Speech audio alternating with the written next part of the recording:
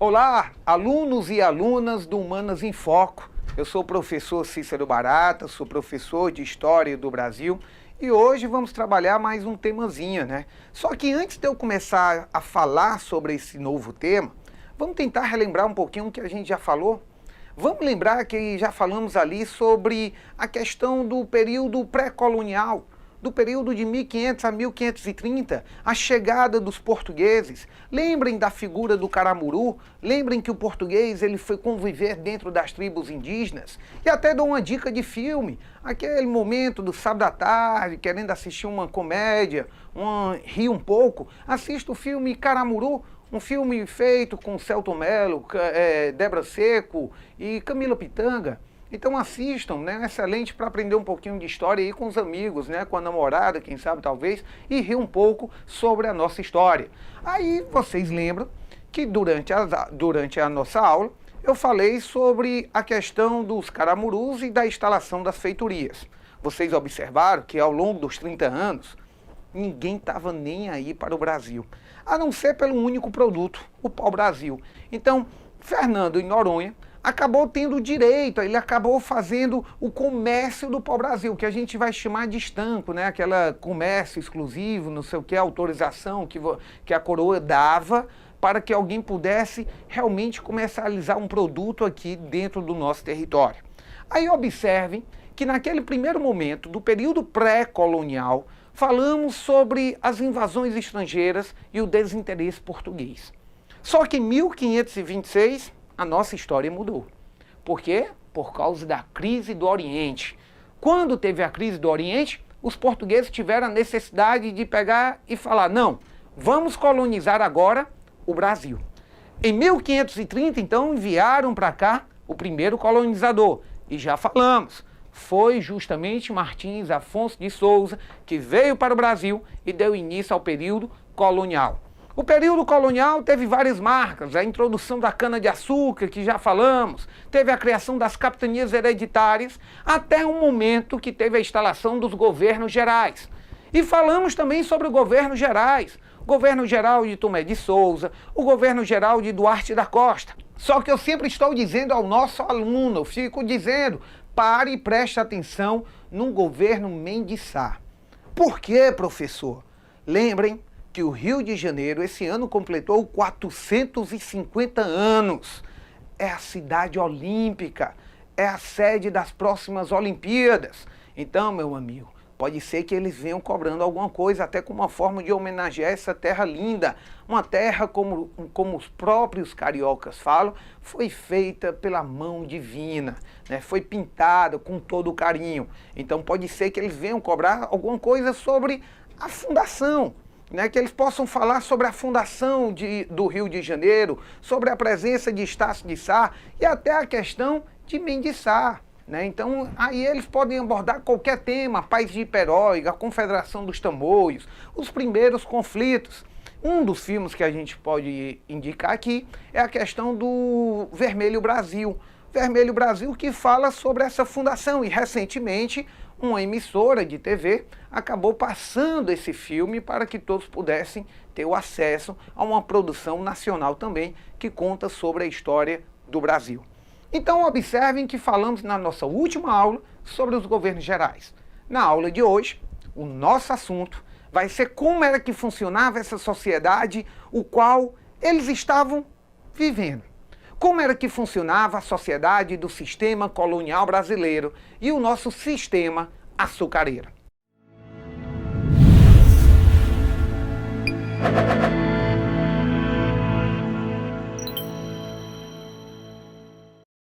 Lembrem que a colonização começa a partir do momento que você começa a produzir a cana-de-açúcar aqui, que você mudou, você modificou o contato com o índio.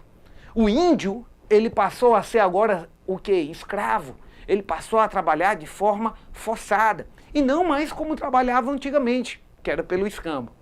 Então, uma das primeiras coisas que eu vou pedir aqui ao nosso editor Israel Ribeiro, da Educação Top, né? Educação Top, preste atenção, colocar aqui, vai ser justamente a estrutura desse engenho. Por quê, professor? Quando falamos sobre o sistema colonial brasileiro, muito aluno acredita que o nosso sistema colonial, ele seria um sistema feudal. E aí, será que eles estariam certos? Será que o Brasil foi já feudal? Será que a gente já teve essa estrutura feudal? A estrutura sim, mas o Brasil nunca foi feudal. Por quê, professor? Por que eu não posso dizer que o Brasil não foi um território que teve o feudalismo?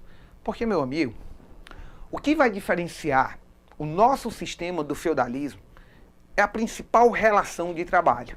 Dentro do feudalismo que existiu na Idade Média, que aí você vai pegar aquele século V ao século XV, a relação de trabalho que tu vai ter vai ser a relação de servidão, de vassalagem e sucerania. Lembrem que o vassalo, ele pedia a proteção do senhor. Ele batia na porta do castelo pedindo a proteção do senhor porque as terras estavam sendo invadidas por bárbaros.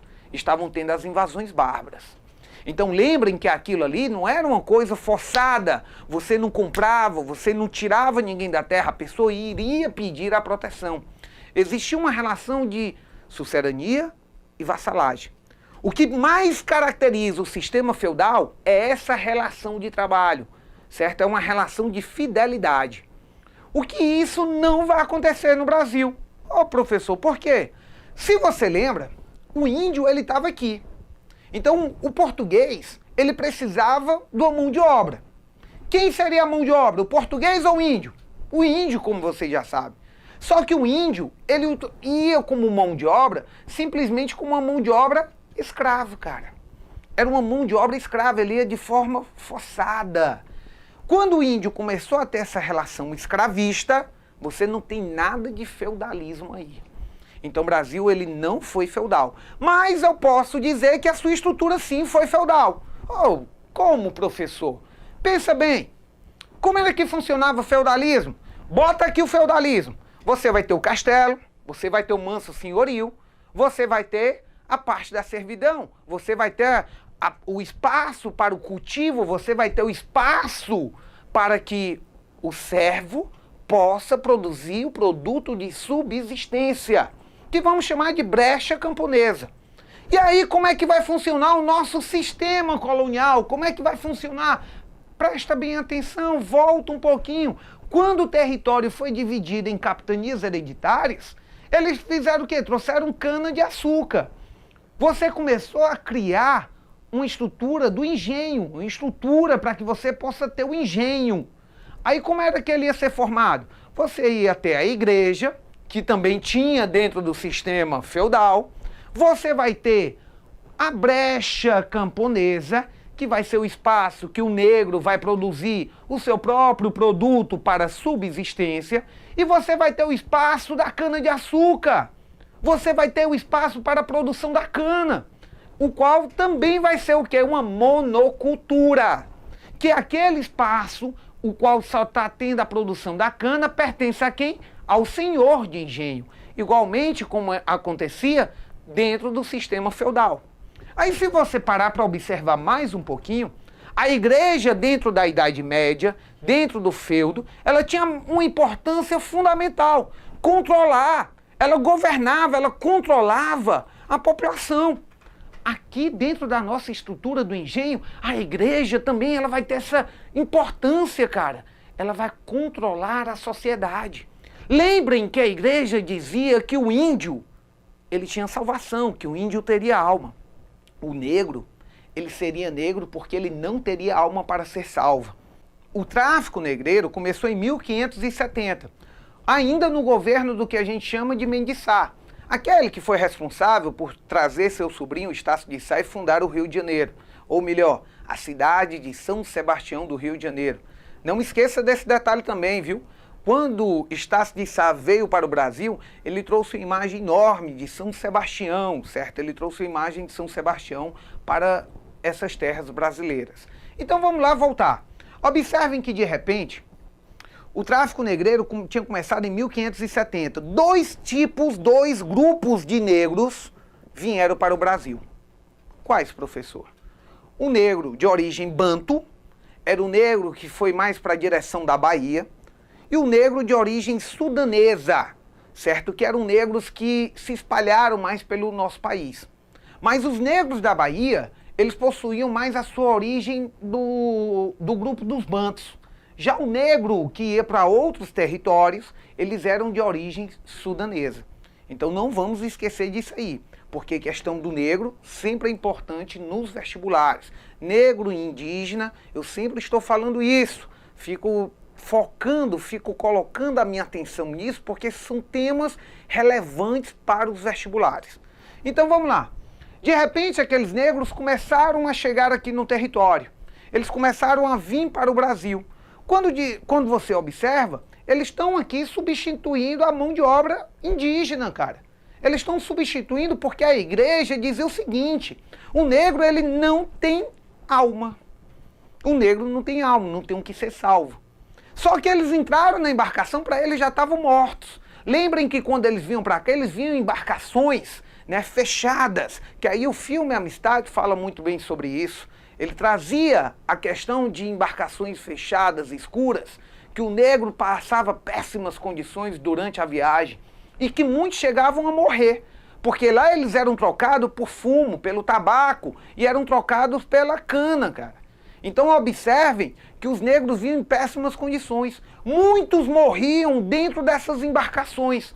Por isso os navios negreiros também vão ser chamados de navios tumbeiros. Então, quando a gente observa a chegada desses negros aqui, que a igreja começou a dizer, não vamos mais escravizar os índios, porque os índios têm alma, devemos moldá-los, devemos salvá-lo, já o negro não tem salvação. Então, quando o negro chegava, a igreja colocava a ideia que o negro poderia ter salvação, se ele fosse o quê? Um bom escravo. Se o negro, ele fosse um bom escravo, se ele desse toda a sua atenção ao Senhor. Se ele conseguisse fazer isso, aí sim, ele seria salvo. Então, olha esse detalhe aí. A igreja querendo somente ela utilizar da exploração indígena, do processo de catequização e explorar a mão de obra indígena, ela incentiva sim a questão da escravização do negro. Então, existiu essa substituição. O índio que foi tido como um preguiçoso, o índio que não tinha tanta força como o negro, e o índio que não conhecia o cultivo da cana, acaba sendo substituído pelo negro. O negro veio. Quando o negro veio, ele começa a morar dentro dessa estrutura do engenho. Aí você vai observar que vai ter um espaço para ele, que vai ser o que a gente chama de senzala. Quando assistimos algumas novelas, alguns filmes, tentamos imaginar como seria a Casa Grande aqui no Brasil. Muitos acham que a Casa Grande seria nesse tipo aqui. Muitos acham que a Casa Grande estaria trabalhando com essa ideia de uma estrutura enorme, com vidraças, com alpendre, com luxo. Só que não era assim não. A Casa Grande nessa época, minha gente, era uma Casa Grande de taipa.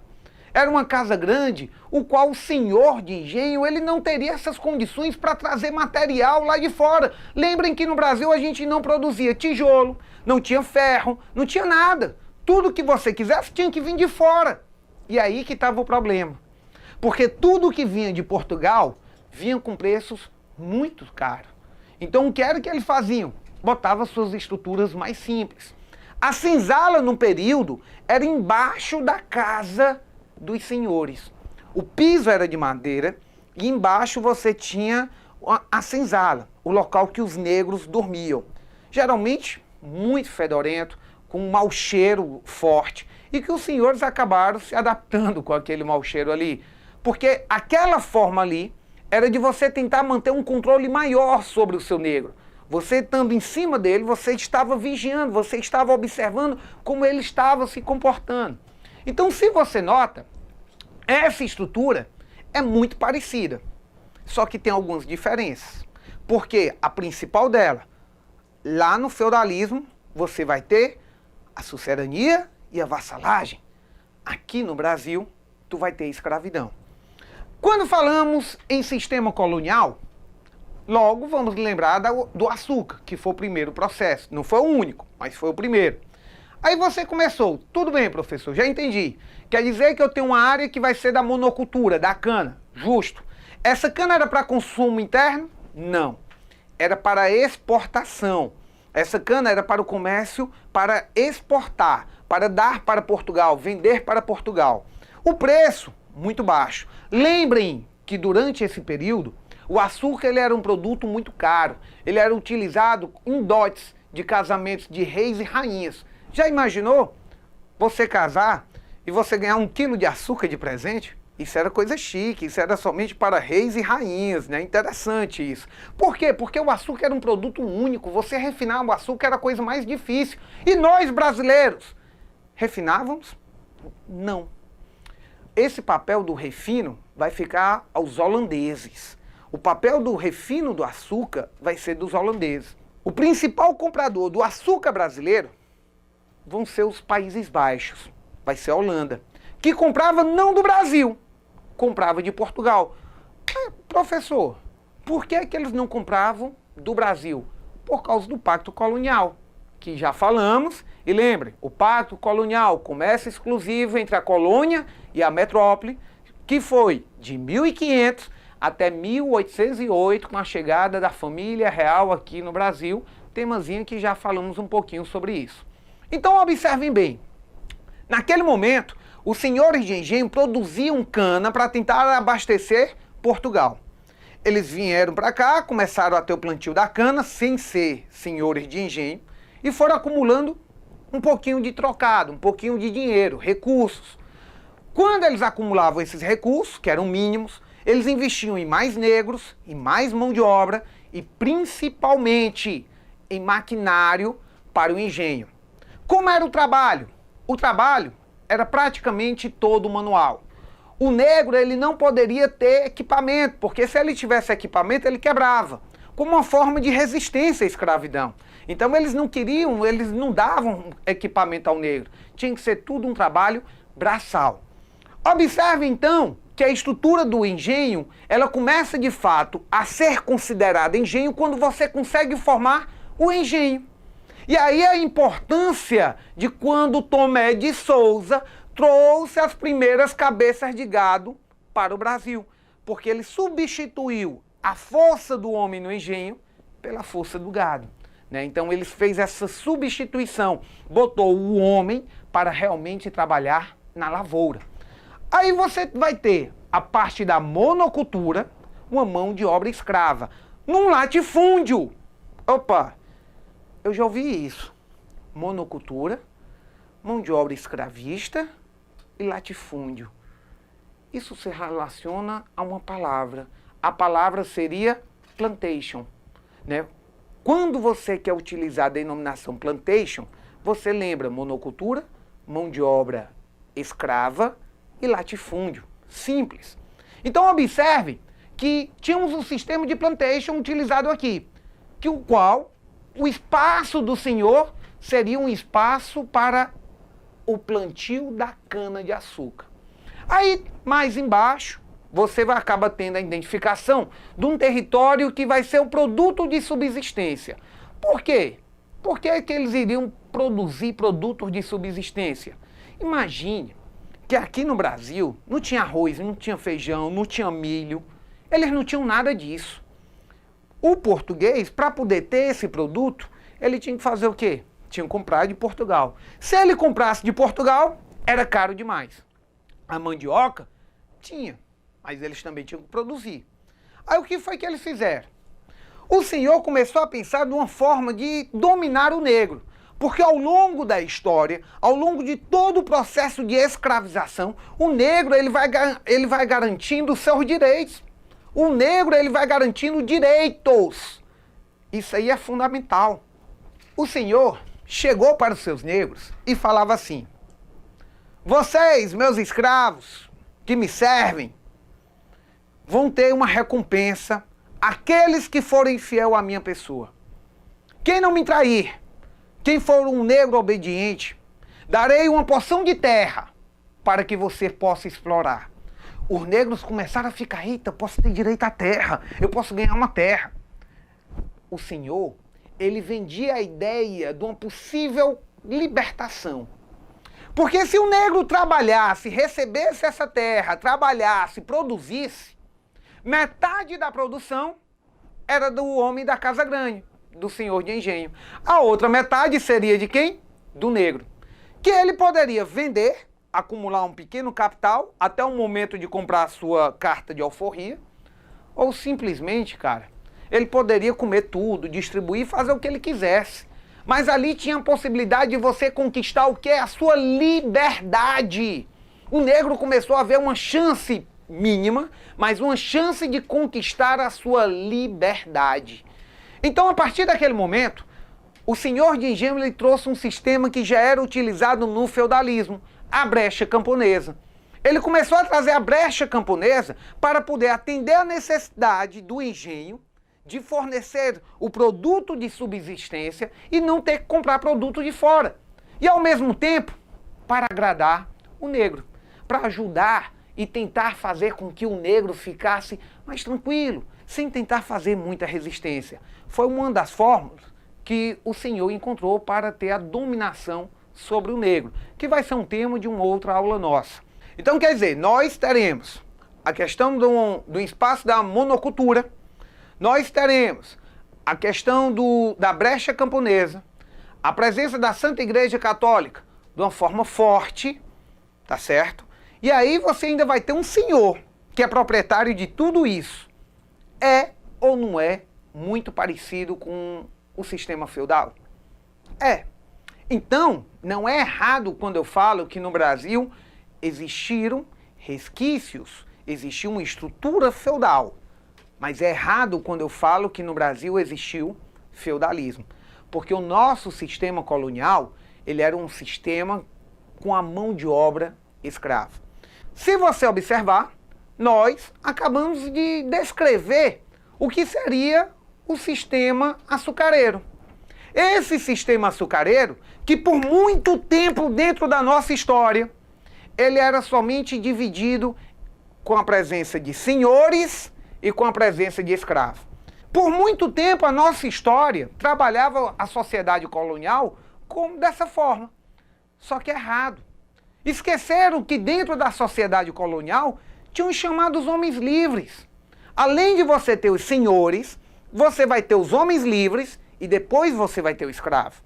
A divisão estava errada, porque quando você vai ter esse sistema colonial, tu vai ter o comerciante, você vai ter o homem livre e pobre, você vai ter o profissional liberal, que é tão importante como o senhor de engenho e como o escravo. Então é necessário lembrarmos que o sistema colonial brasileiro era formado por uma sociedade que tinha a presença do senhor de engenho, de homens livres e de escravos. E é bom lembrarmos também que dentro desse sistema existia uma subdivisão.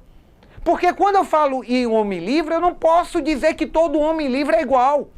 Tem um homem livre que é o profissional liberal, tem um homem livre que ele simplesmente não tem nada, é um pobre, mas é livre. Então existe uma subdivisão. Assim como também dentro da sociedade escravista existe uma outra subdivisão. Opa, professor, como? Escravo é escravo. Não, não é assim. Existia o escravo que era a escrava doméstica, aquela que era dama de companhia, que usava as roupas usadas das senhoras, que utilizava os colares. Porque imagina se você pudesse ter um escravo ou então uma escrava que andasse bem vestida, que andasse com joias. O povo ia dizer, rapaz, essa pessoa é tão rica que bota joias na sua escrava. Era uma questão de você ostentar a riqueza, de você mostrar que tinha essa riqueza. Isso não era muito costumeiro dentro da nossa sociedade açucareira. Por quê, professor? Porque lembrem, o açúcar era o ouro branco do Brasil, só que era o ouro branco do Brasil para Portugal. Para nós, ele não trazia nenhuma forma de riqueza, não. era somente para Portugal, tá bom? Aí quando você observa, existia dentro da sociedade escravista a dama de companhia, você vai ter a escrava, que vai ser a escrava da senzala, você vai ter escravo, que vai ser o escravo de confiança do senhor, que vai ser até o próprio feitor. Porque é bom nós lembrarmos que quem muito castigava os negros era outro negro, que se achava um ser superior àquele ali que estava sendo castigado. Era um próprio negro, como Jean Debré pintou bastante aqui no Brasil, retrata muito em suas obras e as provas de vestibulares. Adoro pegar a imagem de Jean Debré, né, e trabalha essas imagens mostrando que Jean Debré via o Brasil com aquela cara. A cara que era um negro açoitando outro negro, né? Então você vê uma divisão aí, né? Você vai observar muito bem essa divisão. Então, para que possamos encerrar o nosso conjunto, a sociedade colonial brasileira, ela é composta de 3 camadas: senhores de engenho, homens livres e escravos. A estrutura do Brasil, podemos dizer que foi uma estrutura baseada no feudalismo. Eu não posso dizer que foi uma estrutura feudal, mas foi uma estrutura baseada no feudalismo. Aí, outro detalhe: o Brasil não foi feudal, o Brasil não teve feudalismo, porque a principal característica do feudalismo é a questão da relação de trabalho, sucedania e vassalagem. Se vocês observarem, também falamos aqui um pouquinho sobre a questão do negro, que é um tema de uma aula só. Vamos discutir bastante sobre esse tema do negro. Mas se vocês olharem, durante o período açucareiro, a mão de obra do negro foi inserida e ela foi trazida para cá, o negro banto e o negro sudanês, certo? Então, 2 tipos de negros foram trazidos para cá, para essa nossa terra, tá bom? Sistema colonial brasileiro, a nossa primeira parte, para que você possa tentar decifrar mais um pouquinho da nossa história. Não esqueça, meu caro aluno e minha cara aluna, de ficar acompanhando os nossos trabalhos dirigidos. Assim que termina a nossa aula, tente resolver nossas questões, leiam nossos conteúdos, né? Fique nos acompanhando, porque o Humanas em Foco quer focar a sua aprovação no vestibular. Até a próxima aula, um beijo para todos vocês.